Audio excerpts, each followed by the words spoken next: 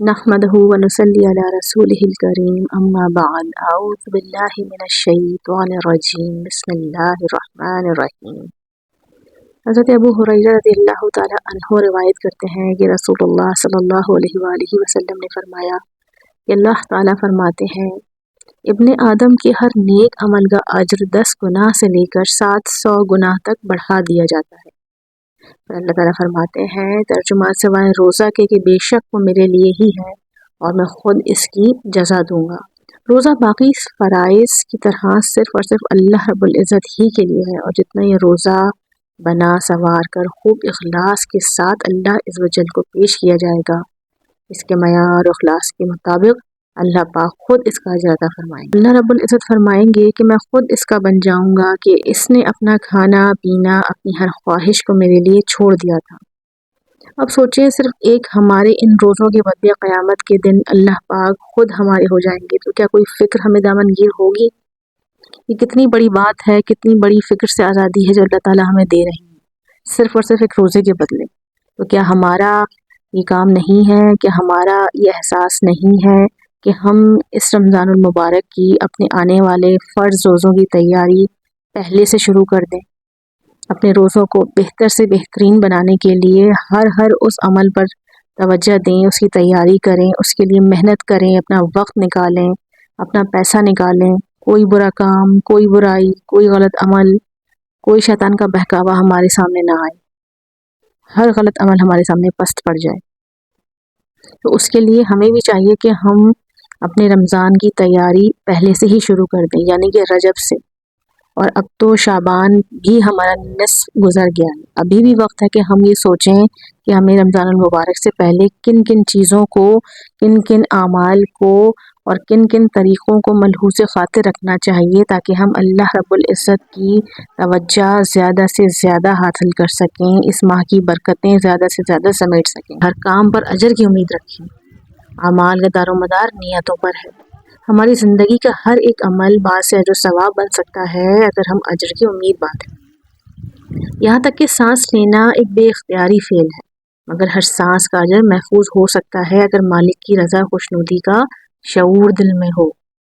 اس لیے رمضان کے آغاز سے ہی نیت کر لیں کہ ہر وہ کام جو اللہ کی رضا اور اس کے رسول صلی اللہ علیہ وسلم کی تعلیمات کے خلاف ہو، اللہ سے ڈرتے ہوئے چھوڑ دیں گے۔ ماہ رمضان کی سب سے اہم عبادت تو روزہ رکھنا ہی ہے۔ ماہ شعبان میں کچھ روزے رکھیں نصف شعبان تک تاکہ رمضان میں کمزوری نہ ہو۔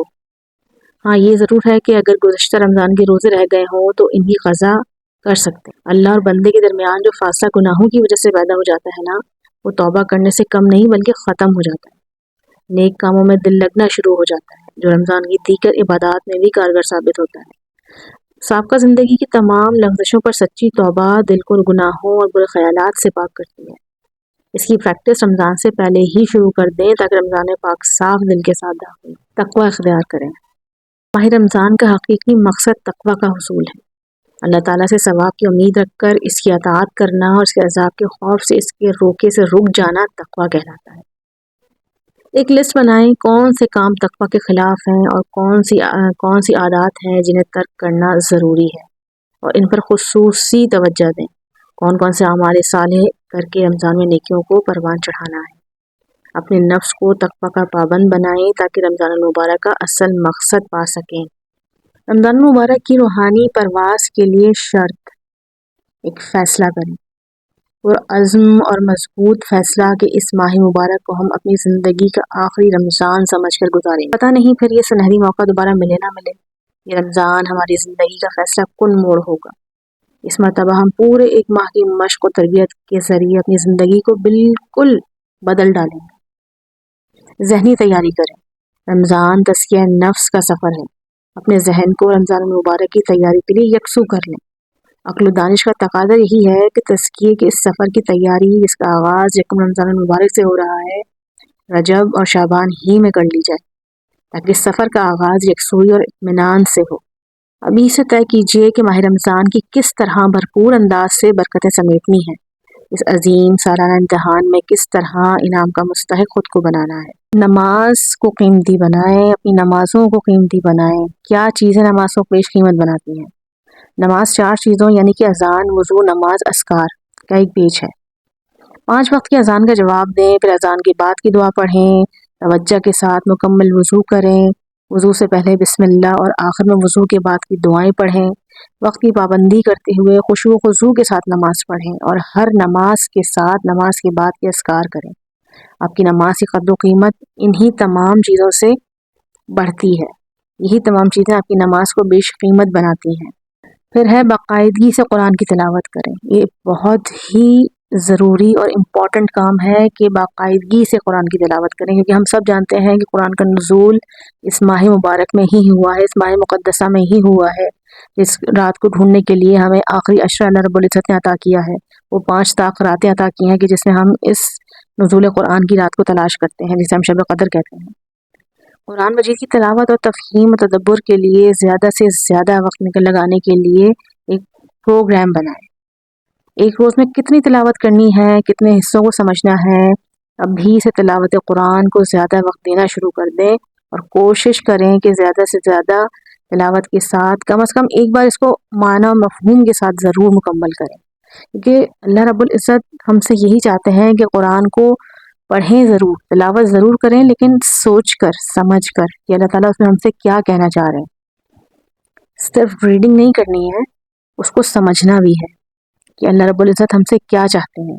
رمضان کے احکام و مسائل سے واقفیت، یہ بھی ایک بہت بڑی بات ہے کہ ہم ہر وہ نیکی ضائع کر دیتے ہیں جو ہم لا علمی میں کرتے ہیں، کیونکہ اس کا طریقہ اس کو پائے تکمیل تک پہنچانے میں ہی ہم اتنے غلط کام کر بیٹھتے ہیں کہ وہ نیکی نیکی ہی نہیں رہتی۔ تو اس لیے تمام نیکیوں کے لیے علم کا ہونا بہت ضروری ہے، ان سے واقفیت ہونا ضروری ہے۔ رمضان کے احکام و مسائل سے واقفیت بہت ضروری ہے۔ رحمتیں اور برکتیں سمیٹنے کے مصنون طریقے کیا ہیں؟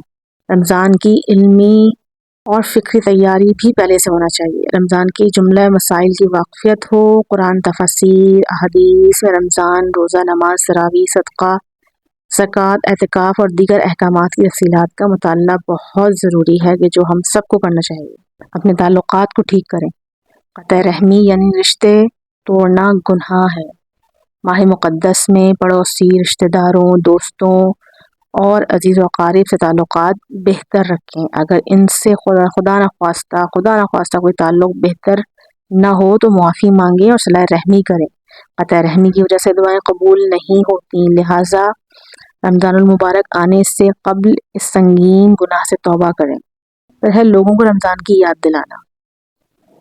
یاد دہانی ایمان والوں کو فائدہ پہنچاتی ہے۔ اپنے پڑوسیوں، رشتہ داروں، عزیز و اقارب کو بھی رمضان کی تیاری کی دعوت دیجیے اور ماہ مقدسہ کی تیاری کے پروگرام میں ان کو بھی شامل کریں اور اپنے متعلقین کو دعوت دیں۔ اس طرح یہ دعوت پوری بستی اور قریبی بستیوں میں عام ہو جائے گی۔ سوشل میڈیا کم استعمال کریں، رات کو جلدی سونے کی عادت ڈالیں، گھر کے کاموں میں مدد کریں، دعاؤں کا خوب اہتمام کریں، شکر نعمت کریں، جتنی نعمتیں اللہ تعالیٰ نے آپ کو عطا کی ہوں ان کا خوب شکر ادا کریں۔ اپنا جائزہ لے کے ہم باقی رمضان کے لیے تیار ہیں۔ رمضان کا یہ بابرکت مہینہ شروع ہوا چاہتا ہے، آئیں ہم اپنا جائزہ لیں کہ ہم نے کس حد تک اس کے لیے اپنے آپ کو تیار کیا ہے۔ یہ 30 دن اور راتیں ہم کس نظام کے تحت اور کس لاہ عمل پر گزارنا چاہتے ہیں۔ اس اعتبار کے ذریعے ہی ہم رمضان کا بہتر استقبال کر سکتے ہیں اور مہینے کے فیوض و برکات سے مستفید ہو سکتے ہیں۔ وآخر دعوانا الحمدللہ رب العالمین، آمین۔